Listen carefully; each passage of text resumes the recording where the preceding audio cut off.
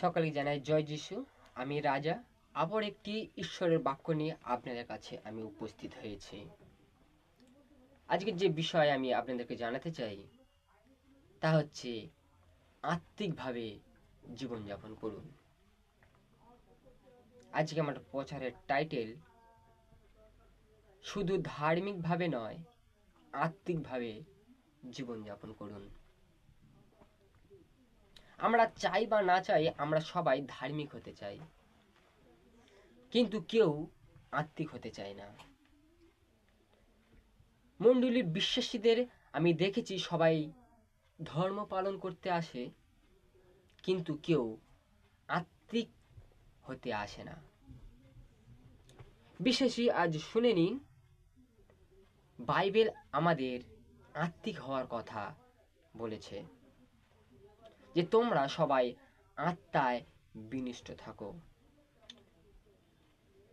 আজকের আমার প্রচারের উদ্দেশ্য এটাই, যদি আপনি আত্মায় বিনিষ্ট না থাকেন তবে শেষ সময় অনেক ভক্ত ভাওবাদীর আবির্ভাব হবে, যা বাইবেল পরিষ্কার জানিয়েছে। আর এখন সেই সময় অনেক ভক্ত ভাওবাদীর উৎপত্তি অলরেডি শুরু হয়ে গিয়েছে, যারা বাক্যের বিভিন্ন ভাঁজ দ্বারা বিশ্বাসীকে ভ্রান্তিক পথে চালনা করছে। খ্রিস্টের আমার ভাই ও বোনেরা, তাই আপনাদের কাছে প্রভু যিশুর এই মেসেজটি পৌঁছে দেওয়া আমার খুবই গুরুত্বপূর্ণ। তাই আজকের আমার এই প্রচার শুধুমাত্র আপনাদের জন্য। আপনারা শুধু ধার্মিকভাবে জীবনযাপন করবেন না, আপনারা আত্মিকভাবে জীবনযাপন করুন। কারণ বাইবেল আমাদের আত্মিক হওয়ার কথা বলে।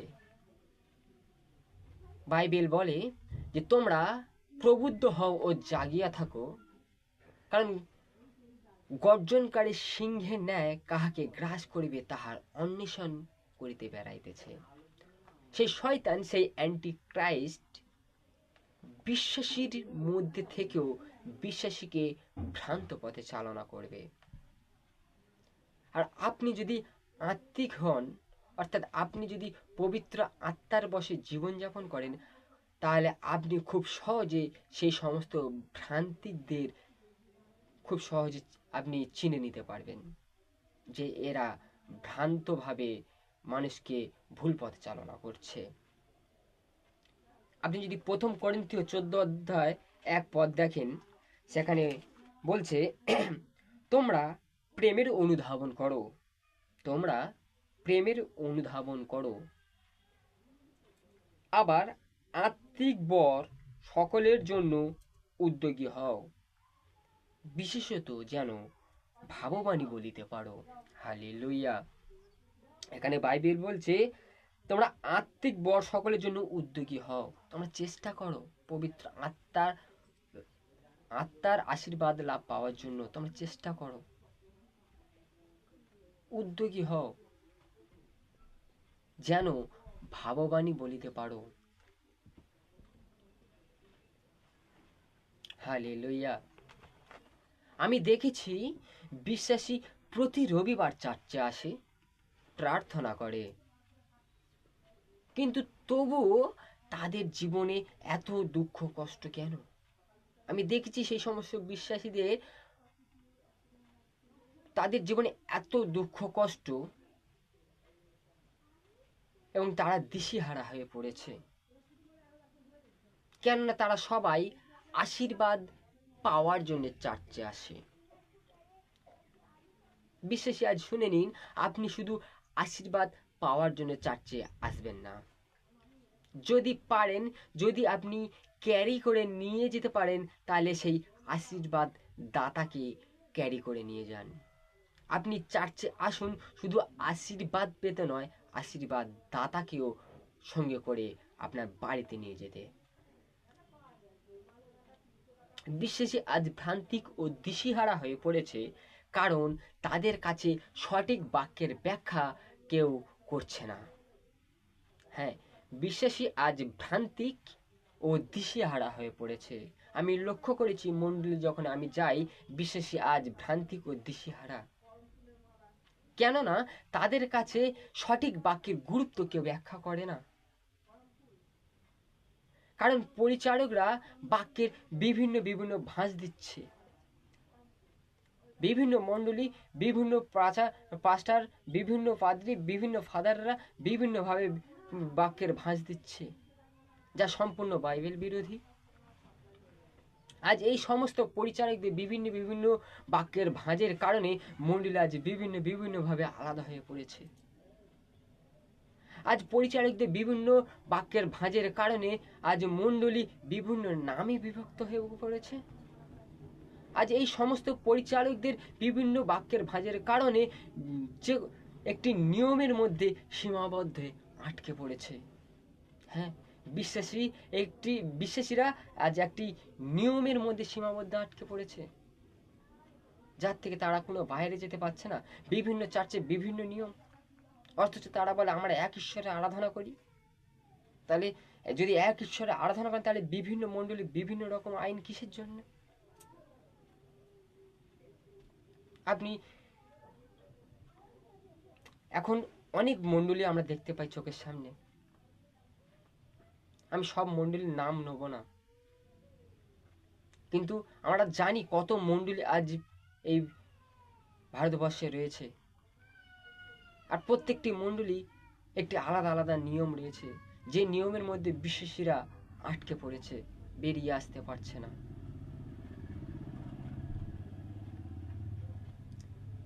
আর এই কারণে বিশ্বাসীরা আজ বুঝে উঠতে পারছে না সঠিক বাক্যের ব্যাখ্যা কোনটি।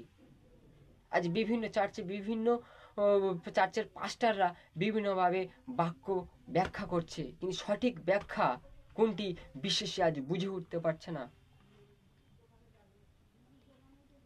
যদি আপনাদের কাছে আমি উদাহরণস্বরূপ বলি, আপনি যদি সিয়ন চার্চে দেখেন, সেখানে তারা বাক্যের ভাঁজ দিচ্ছে ডিসেম্বর ইম্পর্টেন্ট,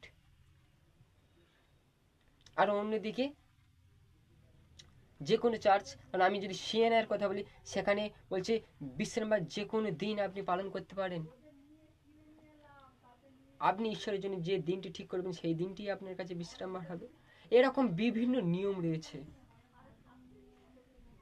সঠিক বাক্যের ব্যাখ্যা তারা করছে না। আজ সেই সিয়ন চার্চের বিশ্বাসীরা আর সিএনআই চার্চের বিশ্বাসীদের মধ্যে একটি দ্বন্দ্ব সৃষ্টি। কারণ তাদেরকে প্রথম থেকে তাদের ব্রেনে ঢুকিয়ে দেওয়া হয়েছে এই সমস্ত কিছু। বিশ্বাসী আজ ভ্রান্তিক ও দিশাহারা, সঠিক বাক্যের ব্যাখ্যা কোনটি তারা বুঝে উঠতে পারছে না। এই বিভিন্ন জায়গায় বিশ্বাসীরা ভুলভাবে জীবনযাপন করছে। তাই আজ আমি জানাতে চাই, শুধু ধার্মিকভাবে জীবনযাপন করবেন না, বরং আত্মিকভাবে জীবনযাপন করুন। যদি আপনি আত্মিকভাবে জীবনযাপন করেন, তাহলে সেই সমস্ত ভ্রান্তিক আত্মাকে আপনি চিনে নিতে পারবেন। সর্বদা প্রার্থনা করুন যেন পবিত্র আত্মার উপস্থিতি উপলব্ধি করতে পারেন। হ্যাঁ, আপনি যখন কোনো কিছু বুঝে উঠতে পারছেন না, আপনি দিশেহারা, বিশ্বাসী আজ শুনে নিন, আপনি প্রার্থনা করতে পারেন পবিত্র আত্মার কাছে, তার উপস্থিতি যেন আপনি উপলব্ধি করতে পারেন। যে পবিত্র আত্মা, তুমি আশীর্বাদ করো, তুমি আমাকে সঠিক জ্ঞান বুদ্ধি প্রজ্ঞা দাও, যেন বাক্যের সঠিক ব্যাখ্যা যেন আমি বুঝতে পারি। পবিত্র আত্মা আপনাকে বাক্যের সঠিক ব্যাখ্যা বুঝিয়ে দেবে। আপনি যখন পবিত্র আত্মার উপস্থিতি উপলব্ধি করতে পারবেন, তখন আপনাকে ঢাক পিটিয়ে জানাতে হবে না যে আপনি পবিত্র আত্মায় জীবনযাপন করছেন। হালেলুয়া। হ্যাঁ, আপনি যখন পবিত্র আত্মার উপস্থিতি উপলব্ধি করতে পারবেন, তখন আপনাকে ঢাক পিটিয়ে জানাতে হবে না যে আপনি পবিত্র আত্মায় জীবনযাপন করছে। তারা বুঝে যাবে তাদের থেকে আপনি সম্পূর্ণ আলাদা। হালেলুয়া। তারা অটোমেটিক্যালি বুঝে যাবে যে তাদের জীবন আর আপনার জীবন সম্পূর্ণ আলাদা। আপনিও বিশ্বাসী, সেও বিশ্বাসী, বাট বিশ্বাসীর মধ্যে বিভিন্ন ভাগ থাকবে।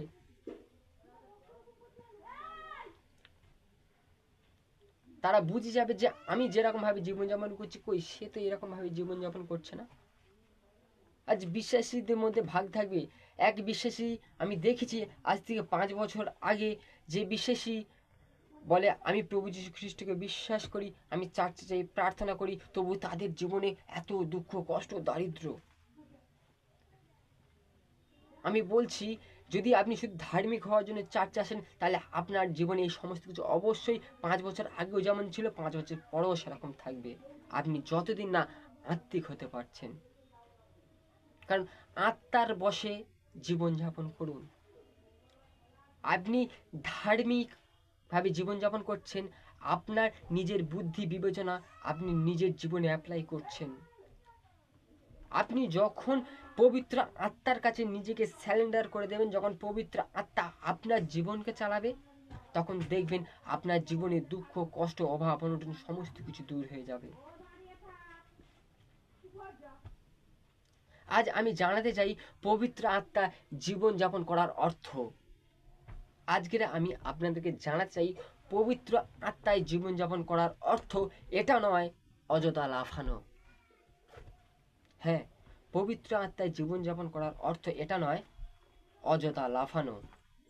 পবিত্র আত্মায় জীবনযাপন করার অর্থ এটা নয় শুধু লোকের উপর পড়ে যাওয়া। পবিত্র আত্মায় জীবনযাপন করার অর্থ এটা নয় শুধু পরভাষায় প্রার্থনা করা। পবিত্র আত্মায় জীবনযাপন করার অর্থ জীবনযাপন আত্মাতে। হালেলুয়া। পবিত্র আত্মায় জীবনযাপন করার অর্থ নিজের জীবনকে পবিত্র আত্মার কাছে স্যারেন্ডার করে দেওয়া। আমি রাজা, আমার জীবন আমি আর চালাবো না, আমি আমার জীবনকে স্যারেন্ডার করলাম পবিত্র আত্মার কাছে। পবিত্র আত্মা এখন আমার চালনার ভার গ্রহণ করেছে। অর্থাৎ এভরি ডিসিশন, এভরি চিন্তায় পবিত্র আত্মা থাকবে, সমস্ত কিছুতে পবিত্র আত্মা থাকবে। পবিত্র আত্মাকে নিয়ন্ত্রণ করতে দিন আপনার জীবনকে। পবিত্র আত্মার জীবনযাপন করার অর্থ নয় পবিত্র আত্মার জীবনযাপন করার অর্থ এটা নয় যে আপনি অযথা লাফাবেন। আমি অনেক মণ্ডলীতে দেখেছি তারা যায় শুধুমাত্র লাফায়, চিৎকার করে ওয়ার্শিপ করছে, লাফাচ্ছে। নট, এটা পবিত্র আত্মার জীবনযাপন নয়। তা বলে এটা বলছি না যে পবিত্র আত্মা আসলে অবশ্যই আনন্দ আসবে, বাট অ্যাকচুয়ালি তাকে দেখলে বোঝা যাবে যে সত্যি সে আত্মায় জীবনযাপন করছে, আত্মায় ওয়ার্শিপ করছে, আত্মায় প্রার্থনা করছে, না মানুষকে ইমপ্রেস করার জন্যে, মানুষকে খুশি করার জন্যে সে মণ্ডলীতে নাচানাচি করছে। তাকে দেখলে বোঝা যাবে সে মানুষকে ইমপ্রেস করছে না ঈশ্বরকে ইমপ্রেস করছে। আপনি মানুষের চোখে ধুলো দিতে পারেন, মানুষকে ক্ষণিকের আনন্দ দিতে পারেন, মানুষের চোখে আপনি একটি পবিত্র আত্মার জীবনযাপন করার ব্যক্তি মনে করতে পারেন, কিন্তু অ্যাকচুয়ালি আপনি ঈশ্বরের চোখে ভস্য, ঈশ্বরের চোখে আপনি কোনো কিছুই নন। পবিত্র আত্মার জীবনযাপন করার অর্থ এটা নয় শুধু লোকের উপর পড়ে যাওয়া। আমি এমনও দেখেছি, এমন সোশ্যাল মিডিয়াতে দেখেছি যে পাস্টার আসছে, প্রার্থনা করছে, হাত দিয়ে আশীর্বাদে হাত বাড়িয়ে দিচ্ছে, আর সব ধড়াম ধড়াম করে পড়ে যাচ্ছে। না, এটা পবিত্র আত্মার জীবনযাপন নয়। আমি তাও বলে এটাও বলছি না যে পবিত্র আত্মা আসলে মানুষ পড়ে না, অবশ্যই পড়ে। যদি ঈশ্বর ফেলে, তাহলে ঈশ্বর ফেলে আপনি অবশ্যই পড়বেন, আপনাকে কেউ রুখতে পারবে না ফেলা থেকে, পড়া থেকে। পবিত্র আত্মা যখন আপনার মধ্যে আসবে, আপনাকে দেখলে বোঝা যাবে আপনি রিয়েল পড়েছেন না আপনি নাটক করছেন। পবিত্র আত্মার জীবনযাপন করার অর্থ এই নয় যে আপনি প্রার্থনা হলে আপনি মুচড়ে পড়ে যাবেন আর মানুষের কাছে প্রমাণ করতে চাচ্ছেন আমার জীবনে পবিত্র আত্মা আছে, প্রভু যিশু আমার মধ্যে আছে, আমার মধ্যে দিয়ে অনেক অলৌকিক কার্য হবে। নো, এটা পবিত্র আত্মার জীবনযাপন করার অর্থ নয়। পবিত্র আত্মা আপনার মধ্যে, আপনি স্টিল দাঁড়িয়ে থাকবেন।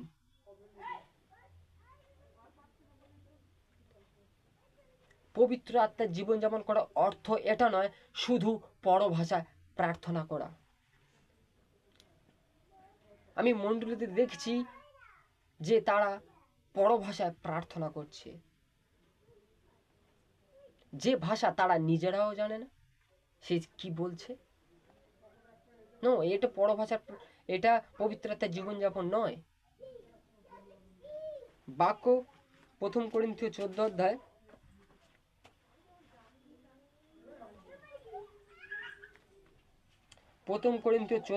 4 পদে বলছে, যে ব্যক্তি বিশেষ ভাষায় কথা বলে সে আপনাকে গাঁথিয়া তোলে, কিন্তু যে ভাববাণী বলে সে মণ্ডলীকে গাঁথিয়া তোলে। অর্থাৎ যে ব্যক্তি পরভাষায় প্রার্থনা করছে সে কি করছে? নিজেকে গেঁথে তুলছে। আর যে ভাববাণী বলছে, যে ঈশ্বরের বাক্য প্রচার করছে, সে কি করছে? মণ্ডলীর বিশ্বাসীদেরকে গেঁথে তুলছে।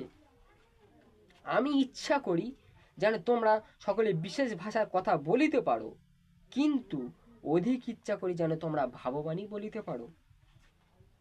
যে ব্যক্তি বিশেষ ভাষায় কথা বলে মণ্ডলীকে গাঁথিয়া তুলিবার জন্য, সে যদি তার অর্থ বুঝিয়া না দেয়, তবে ভাববাণী প্রচারক তাহা হইতে মহান। হালেলুয়া। বাক্য এখানে পরিষ্কার বলছেন, আপনি যদি পবিত্র আত্মায় বসে রয়েছেন, আপনি অবশ্যই পরভাষা বলবেন। আপনি অবশ্যই পরভাষা, সে আত্মার ভাষা, আত্মার সঙ্গে কথা বলবেন। বাইবেল এখানে পরিষ্কার জানাচ্ছে, আপনি যখন পরভাষা বলবেন, সেই পরভাষার অর্থ আপনাকে বুঝিয়ে দিতে হবে, যে আপনি কি বলেছেন, কি বলছেন। কেননা বলছে যে বিশেষ বিশেষ ভাষায় কথা বলে মণ্ডলীকে গাঁথিয়া তুলিবার জন্য, যে সে মনে করছে আমি মণ্ডলীর বিশ্বাসীদেরকে আমি গেঁথে তুলছি, পবিত্র আত্মার শক্তি দিচ্ছি, পবিত্র আত্মার বাক্য বলছি, পরভাষার মাধ্যমে, প্রার্থনার মাধ্যমে মানুষকে চেতনা দিচ্ছি। বাক্য বলছে যে যদি সেই অর্থ বুঝিয়া না দেয়, তবে ভাববাদী প্রচারক তার থেকে মহান। অর্থাৎ যে এই বাইবেলে ব্যাখ্যা করছে। পবিত্র আত্মার জীবনযাপন করার অর্থ এটা নয় আপনি শুধু পরভাষায় প্রার্থনা করবেন। কারণ 14 অধ্যায় 1 করিন্থীয় 14 অধ্যায় 13 পদে বলছি, এই জন্য যে ব্যক্তি বিশেষ ভাষায় কথা বলে সে প্রার্থনা করুক যেন অর্থ বুঝিয়া দিতে পারে। বলছে যে বিশেষ ভাষায় প্রার্থনা করে, যে পরভাষায় প্রার্থনা করে, সে প্রার্থনা করুক পবিত্র আত্মার কাছে, যেন সে যে ভাষায় প্রার্থনা করছে যেন তার অর্থ বুঝিয়ে দিতে পারে। কেন বলছেন? কেননা আমি যদি বিশেষ ভাষায় প্রার্থনা করি, তবে আমার আত্মা প্রার্থনা করেন। অবশ্যই আপনি যখন পরভাষায় প্রার্থনা করেন, আপনার আত্মা তার সঙ্গে প্রার্থনা করে, আত্মা প্রার্থনা করে, কিন্তু আমার বুদ্ধি ফলহীন থাকে। অর্থাৎ সে যে কি প্রার্থনা করছে সে নিজেও জানে না। তবে দাঁড়াইল কি? আমি আত্মাতে প্রার্থনা করিব ও বুদ্ধিতেও প্রার্থনা করিব, আত্মাতে গান করিব ও বুদ্ধিতেও গান করিব। নতবা যদি আমি আত্মাতে ধন্যবাদ দিই, অর্থাৎ আপনি যখন আত্মায় পরভাষায় প্রার্থনা করেন, তবে যে ব্যক্তি সামান্য শ্রোতার স্থান পূরণ করে, অর্থাৎ যে ব্যক্তি আপনার প্রার্থনা, পরভাষার প্রার্থনা শোনেন, তার কথা বলছে, সে কেমন করে তোমার প্রার্থনা ধন্যবাদে আমেন বলিবে। হালেলুয়া। আপনি আত্মায় প্রার্থনা করছেন, পবিত্র আত্মার সঙ্গে কথা বলছেন, সবই ভালো। বাক্য বলছে আপনি পরভাষায় প্রার্থনা করুন। তবে এটাও বলছে আপনি যে ভাষায় প্রার্থনা করেন সেই ভাষার অর্থ বুঝিয়ে দিন, যে আপনি প্রার্থনায় কি বলেছেন। আপনি যদি সেই প্রার্থনার অর্থ বুঝিয়ে না দেন, তাহলে বাক্য এখানে পরিষ্কার বলছে যে সামান্য শ্রোতা স্থান পূরণ করে সে কেমন করে তোমার প্রার্থনা ধন্যবাদ আমিন বলবে। অর্থাৎ আপনি যে প্রার্থনা করেছেন সেই প্রার্থনা যদি আপনার পাশে বিশ্বাসী যদি বুঝতেই না পারলো, তাহলে কেমন করে আপনার প্রার্থনায় আমিন বলবে। যে ঈশ্বর এই প্রার্থনা তুমি গ্রাহ্য করো, প্রার্থনা তুমি গ্রহণ করো। তবে কি বলিতেছ তাহা তো সে জানে না, কি বলছে যে ধন্যবাদ বলে তুমি কি বলিতেছ তাহা তো সে জানে না। এখানে বাইবেল পরিষ্কার বলছে আপনি মনে করছেন আপনি পরভাষা প্রার্থনা করছেন, আপনি ঈশ্বরের সঙ্গে কথা বলছেন। এখানে কি বলছে, যে ব্যক্তি বিশেষ ভাষায় কথা বলে সে আপনাকে গাঁথিয়া তোলে, সে নিজেকে গেঁথে তুলছে।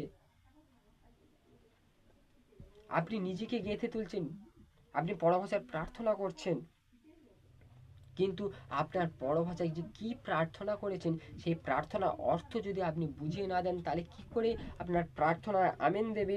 আর কি করে আর তুমি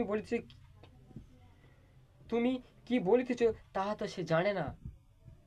অর্থাৎ আপনার পাশে যে বিশ্বাসী আছে সে বিশ্বাসী তো জানেই না আপনি প্রার্থনায় কি বলেছেন, তবে কি করে আপনার প্রার্থনায় সে আমিন জানাবে? কারণ তুমি সুন্দর রূপে ধন্যবাদ দিতেছ বটে, কিন্তু সেই ব্যক্তিকে গাঁথিয়া তোলা হয় না। বলছে কারণ তুমি খুব সুন্দরভাবে পরভাষা প্রার্থনায় ধন্যবাদ দিচ্ছ বটে, কিন্তু সেই ব্যক্তিকে গাঁথিয়া তোলা হয় না। অর্থাৎ যদি আপনি যদি বোঝার ক্ষেত্রে বলি, আপনি পরভাষার প্রার্থনা করছেন আমার জন্য, আর আমি যদি সেই পরভাষার প্রার্থনা যদি বুঝতেই না পারলাম, তাহলে আমি আপনার প্রার্থনা আমিনও দিতে পারবো না। আর আপনি আপনি মনে করছেন যে সুন্দরভাবে ধন্যবাদ দিচ্ছি, কিন্তু এখানে বলছে যে ব্যক্তিকে, কিন্তু সেই ব্যক্তিকে গাঁথিয়া তোলা হয় না। অর্থাৎ আপনি মনে করছেন সুন্দরভাবে পরভাষা প্রার্থনা করছেন আমার জন্য, কিন্তু বাক্য বলে আমাকে গাঁথিয়া তোলা হচ্ছে না, আমি প্রভুতে আমি বৃদ্ধি পাচ্ছি না, প্রভুতে আমি গেঁথে উঠছি না। ঈশ্বরের ধন্যবাদ করিতেছি, তোমরা সকলের অপেক্ষায় আমি অধিক ভাষা কথা বলিয়া থাকি, কিন্তু মণ্ডলীর মধ্যে বিশেষ ভাষায় 10 কথা অপেক্ষা বরং বুদ্ধি দ্বারা 5টি কথা কহিতে চাই, যে অন্য লোকদিগকে শিক্ষা দিতে পারে। হালেলুইয়া। এখানে বাইবেল বলছে আপনার ভাষা চয়ন করে 10টা ভাষায় প্রার্থনা করার কোনো প্রয়োজন নেই। পবিত্র আত্মায় জীবনযাপন করার অর্থ এটা নয় যে আমাকে অনেক রকম ভাষায় প্রার্থনা করতে হবে। বলছে বুদ্ধি দ্বারা আপনি যদি একটি ভাষায় প্রার্থনা করেন, ঈশ্বর সেই ভাষা গ্রহণ করেন। পরভাষা এক আত্মিক দান, আত্মিক বর। প্লিজ আপনারা নাটক করবেন না। মানুষকে ইমপ্রেস করার জন্য পরভাষায় প্রার্থনা করবেন না। আপনারা মনে করছেন আমি যে পরভাষা প্রার্থনা করছি আমি মানুষের কাছে নিজেকে তুলে ধরছি, আমি দেখো আমি কত আত্মিক। নট, আপনি আত্মিক নন, আপনার আত্মিক ফলহীন রয়েছে যদি আপনি সেই পরভাষার অর্থ বুঝিয়ে না দেন। হালেলুইয়া। তাই সর্বদা প্রার্থনা করুন যেন আপনি যে ভাষায় প্রার্থনা করছেন সেই ভাষার অর্থ যেন বুঝিয়ে দিতে পারেন, যাতে আপনার প্রার্থনায় যে ব্যক্তিকে আপনি প্রার্থনা করবেন, যে ব্যক্তির কাছে আপনি প্রার্থনা করবেন সেই ব্যক্তি যেন বুঝতে পারে এবং আপনার প্রার্থনা যেন সেই ব্যক্তি আমেন দিতে পারে। হালেলুইয়া। খ্রিস্টের আমার ভাই ও বোনেরা, আপনারা প্রার্থনা করুন যেন পবিত্র আত্মা আপনাদের জীবনকে পরিচালনা করতে পারে। তাই শুধু ধার্মিকভাবে জীবনযাপন করবেন না যে আমি প্রতি রবিবার চার্চে যাচ্ছি, আমি আমার অ্যাটেন্ডেন্স খাতায় আমি আমার নাম সই করছি আর আমি ধার্মিক বলে গণিত হচ্ছি। নো, এইভাবে জীবনযাপন করবেন না, তাহলে আপনাদের জীবনে এইরকম দুঃখ কষ্ট তাড়না থাকবেই থাকবে। কারণ আপনারা আত্মিকভাবে ফলহীন রয়েছেন, আত্মায় আপনারা শূন্য হয়ে আছেন।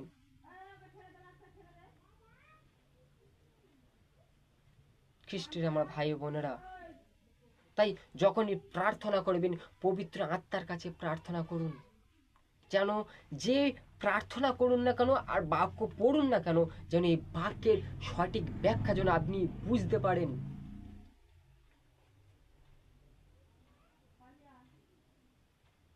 খ্রিস্টের আমার ভাই বোনেরা, বাক্য আমাদের জানায় যদি কারো জ্ঞানের প্রয়োজন হয় সে আমার কাছে যাচনা করুক, আমি তাকে অকাতরে জ্ঞান দিয়ে থাকি, অকাতরে দান করে থাকেন। ঈশ্বর আমাদের অপার জ্ঞান দিয়ে থাকেন।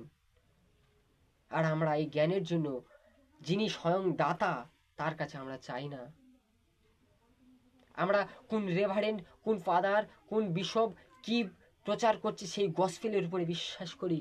আজ বিভিন্ন গসপেলে একটি একটি বাক্যের বিভিন্ন রকমভাবে ব্যাখ্যা করছে।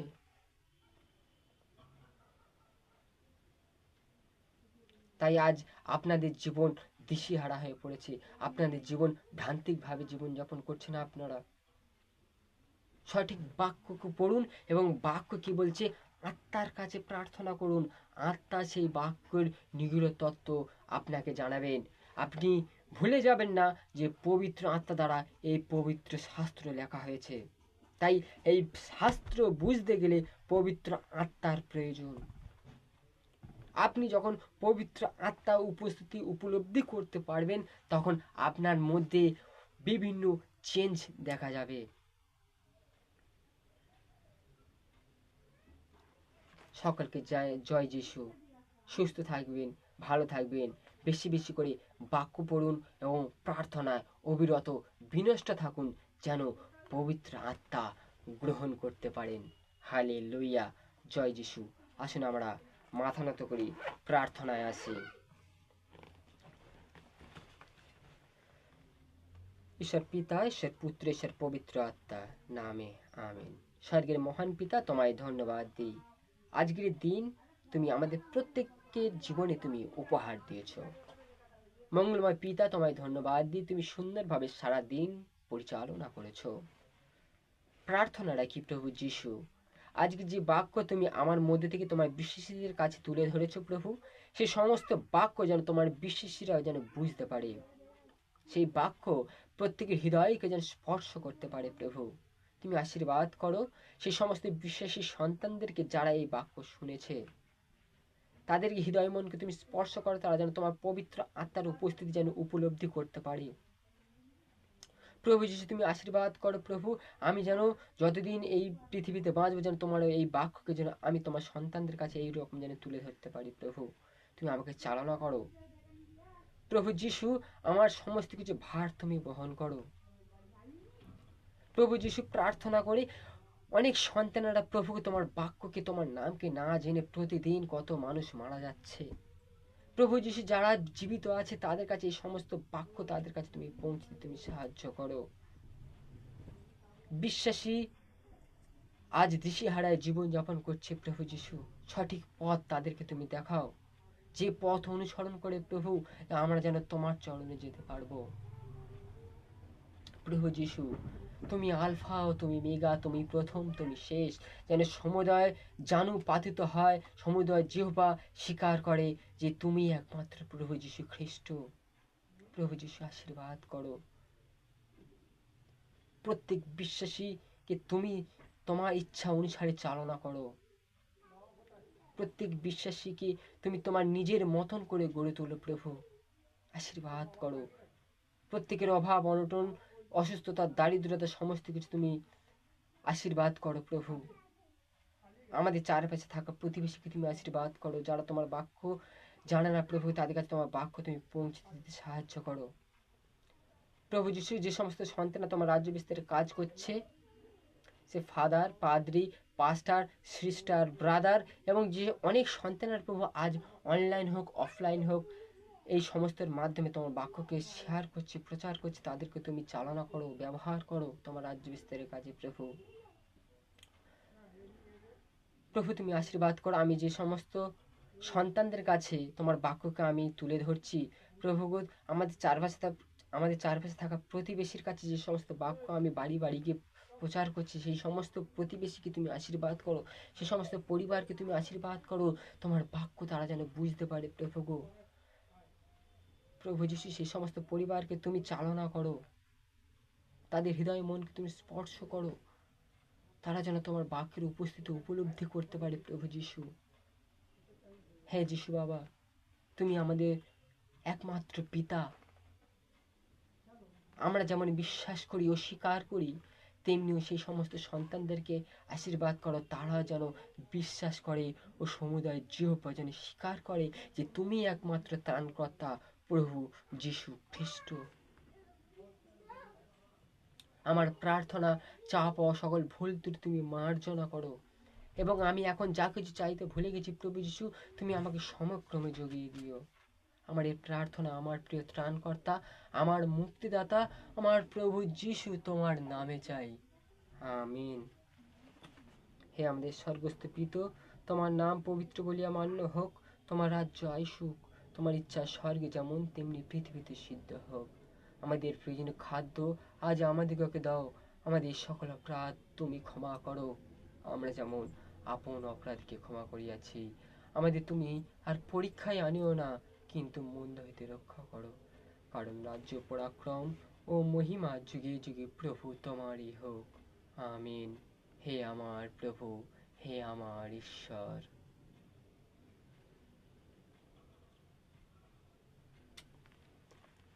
সকলকে জানাই জয় যিশু।